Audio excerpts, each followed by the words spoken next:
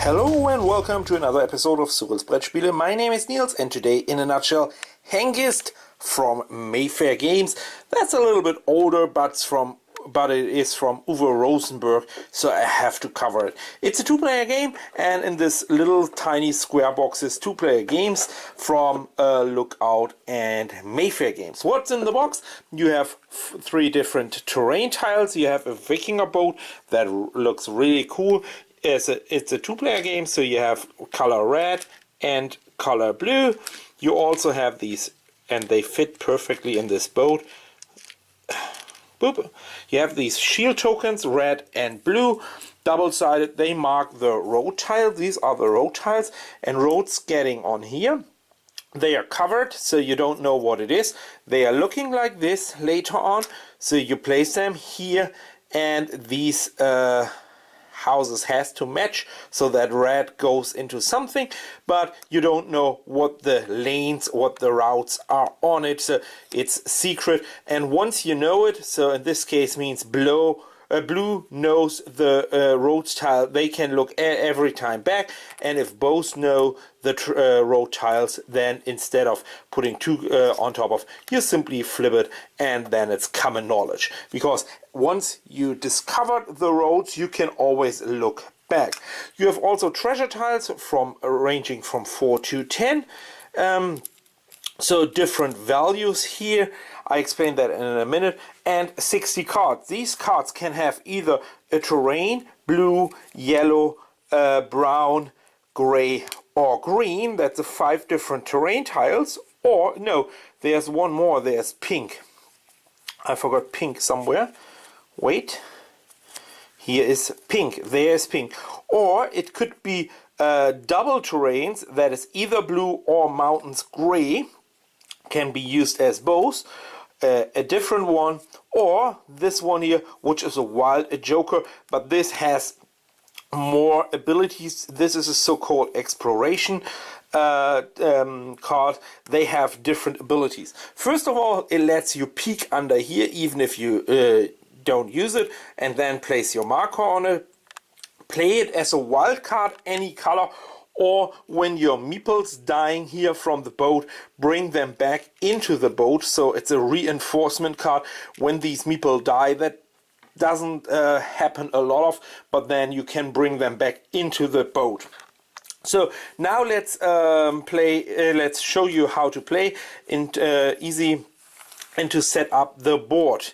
To set up the board, you put these tiles. You can do that in any face up, face down. Then you put some of these roads on top here, so we already know that. And you place 3 additional road tiles here for later use. The other 6 road tiles going back into the box and will not be used this turn, this whole game. That's cool.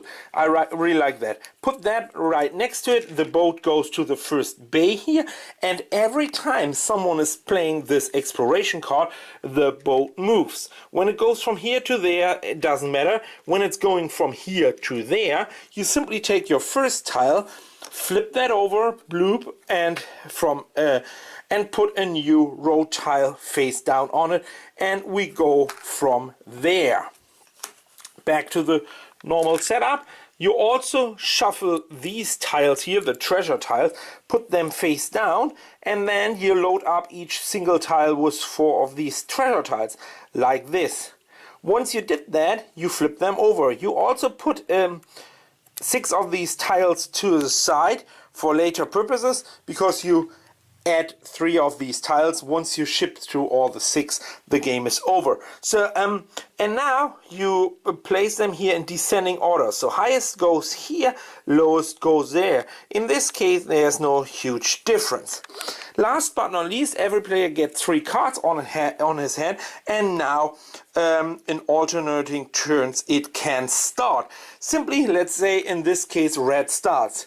To jump off the boat, that costs you nothing, and you can put your meeples here. However, there's no benefit to be there. Another benefit is going here down, so you can use a blue. Why a blue? Because there's a blue. If you have a brown on your hand, you can also use a brown to go here. Let's assume I would have a brown as well. So, and I would play 2 out of my 3 starting cards. Now I leave my red one here. Now blue player's turn and so on. You redraw cards at the end of your turn. Simply draw always 2 cards. And for each pawn, for each meeple in the so-called hinterland, this area is called hinterland, that's the coastal area. This is hinterland, and these are the villages. For each pawn in here, it doesn't matter if it's there, or there, you get an additional card. So in this case, red would get 4 cards, 2 base, plus 2 for the people in hinterlands. If blue has another meeple here, blue would always draw 3 cards. If the boat is later on here, blue would also draw 4 cards. To go from here, from the hinterland to the villages, you have to discard the tiles depicted on here. So for the red route, you have to discard a mountain and a sun. For this one, you have to discard a pink and a mountain. For this one, you have to discard 3, and this pass here needs 3 as well: blue, green, and pink. You have to have all of them on your hand. So at some point in the game, you have to collect more cards. But again, this boat only moves when a wild card is played for whatever reason. And when you have them, you simply go down here, bloop, and now red takes a look at it. So red, you see this line goes straight here. When you are here, oh, you plunder this village. Let's assume there would be a 4, an 8, an 8, and a 10. You would only get 4 even if you took that route, and so on. Here, nothing, not a big deal, but this one here is a very interesting one. You got the most expensive route, paid 3 instead of 2, and you get the cheapest tile, and with that one you get the highest tile. So peeking at these could be good, but it's also wasting a card, because the only way you can peek with is that. Like always, in a nutshell, let's talk about my personal experiences. And when the game is over, did I already say that? Did I? So you flip over, you start with 3 tiles, and you flip over 3 additional tiles when all your roads running out, or road tiles, 6 in the game. Then you enter the last area, and when you go off the last area, the game is over. And simply, player with the most of these victory tokens, treasure tokens, wins the game. So let's go back to my personal experiences. First of all, when I read that, and when I thought, wow, Uwe Rosenberg, I thought, wow, that must be good, that must be good. Then I read that and thought, oh, it's nice. These 2 player tiles are always nice. And then I looked at the board and boat and thought, wow, that's really cute. And I played it. And first of all, my first strategy was right from the get-go. When I opened the box, read the rules, and played it with my friend, I thought, well, when I place here as a starting player enough tile there, okay, you have to have a little bit lucky of your tiles you're getting, so then you draw always 5 cards. Right from the get-go, that's a huge advantage to always draw 5, and blue cannot before he's not moving there. From here to there, you can also move by just discarding 1 brown. So I thought, well, if I can place at least 2 here and blue just 1, I'm in a huge advantage. And it was exactly like I told you. However, he took the big treasure here, the 10, and I got on my first game, I remember as it was yesterday, a 4, and here was, I think, a tiny little mediocre tile, like a 6. So I got 3 tiles, so I got roughly 14, and he got 10, was discarding simply 3, and I discarded 3, 4, 5, 6, 7. So I discarded a lot more than he did to get the same. But on the next tile it was the same. He was there, was 1, because he couldn't pay. So I moved my last guy from the boat, and I moved 1 from here. So I got another time the advantage of drawing more cards. Even he was still here, but I was still there, and his last one was in the boat. So I drew always 5 cards, and he 4. So I had another time an advantage. That was a little bit of frustrating for him. I can understand that. Over the time we played, I would say, Yeah, as a starting player, if you have a good hand, in this case blue or brown, you really have an advantage. No question about that. I would say yes, according to my personal experiences, but that is forgettable. This one is even more critical. So let's assume you are paying here and you have the blue one here, in this case starting with this one, and then you're going the most expensive way because here you need 3. And then not this tile is here, this tile is here, and you're completely screwed. You get the white line here. You get 4 instead of 10.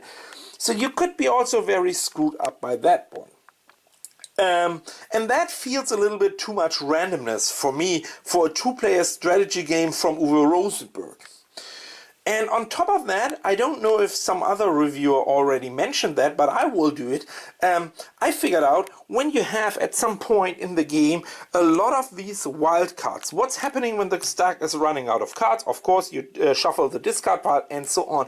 But my opponent in the 3rd or 4th game decided to collect all these wild cards so he could control when the boat goes on. There are 9 wild cards in it. That's a lot of, so it's nearly impossible that one person gets only all the 9 cards on his hand, but he had 7 of the 9 cards and 2 were in the remaining deck. Let's assume this was my hand, this was his hand, so in this whole deck were only 2 black cards. I was lucky enough to get the 2 ones, but before they came around again, so I could move it only twice. So he had the complete control about the speed of the game just because of random draw luck. He drew all of these ones here in early in the game, and then he controlled the speed of the game. I was very, very limited. The only thing he had to manage was simply to bring all of his dudes out here and mine, and now he could easily control when the game goes on and when not. And when he decided to get over, especially in the last tile, so he made the decision when he ended the game. And that was really frustrating. On the last tile, he played all of his wild cards to get through this very fast, and he had again 7 of them, paid a lot for this one, so he was very fast to get there. That was really frustrating. So as you can hear and see, I had a lot of experiences with the game Hengist. Sometimes, first of all, I really loved to like it. I really wanted to like it. Expectations were so high. Uwe Rosenberg, Hengist, Mayfair, Lookout Games. What can you expect more from a game? And the quality of the components, everything looks so good as well. And these 2-player games from Mayfair game are usually really good. So I expected a lot of. And when I started, it was really there. The feeling, the good feeling, the theme of raiding and pillaging these villages. Great. But right from the get-go, I had a strategy that paid off. Is it really good to have as a starting player the advantage to going first and being lucky enough to place 2 there in this case and then going on? I mean, that's not really huge brain power I used to figure out that strategy.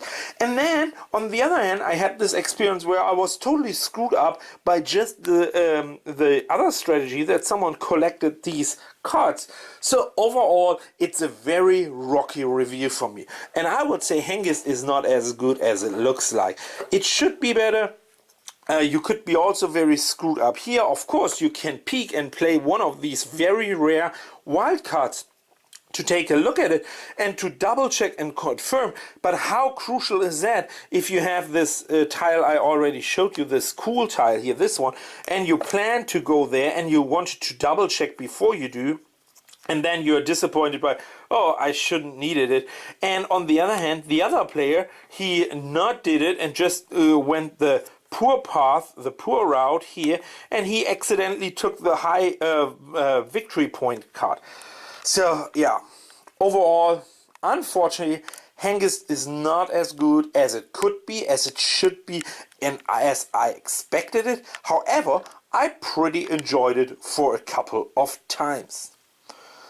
that was my final thoughts, my review on Hengist, in a nutshell, Cyrils Brettspiele. My name is Nils, and see you next time. Bye bye.